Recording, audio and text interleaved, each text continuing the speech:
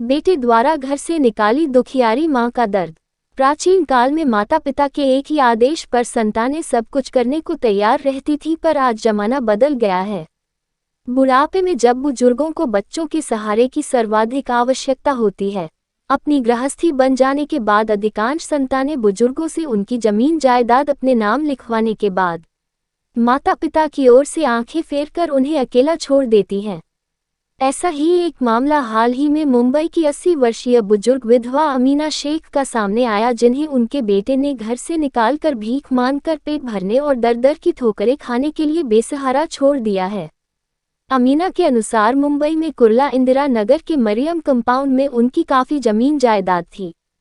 अमीना के बेटे नजीर ने धोखे से उन्हें बताए बिना उनके अंगूठे के निशान लेकर सारी जमीन अपने नाम लिखवा कर सईद खान नामक व्यक्ति को बेच दी।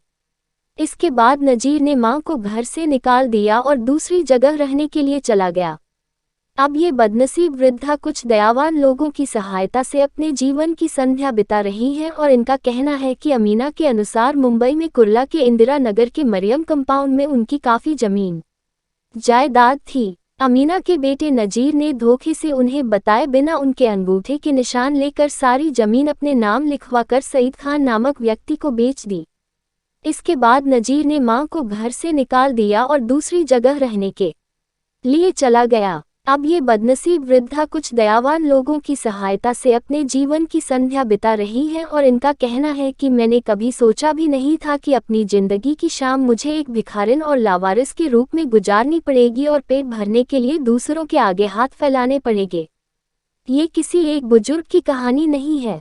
संतानों की उपेक्षा के कारण आज ऐसे न जाने कितने बुजुर्ग दर दर की ठोकरें खा रहे हैं, जिस कारण देश में वृद्धाश्रमों की आवश्यकता बढ़ गई है। इसीलिए हम बार बार ये लिखते रहते हैं कि माता पिता अपनी संपत्ति की वसीयत तो अपने बच्चों के नाम अवश्य कर दें, परंतु इसे ट्रांसफर न करें और बिना संतुष्टि आय किए किसी कागज या दस्तावेज पर अपने अंगूठे का निशान या हस्ताक्षर भी न दें।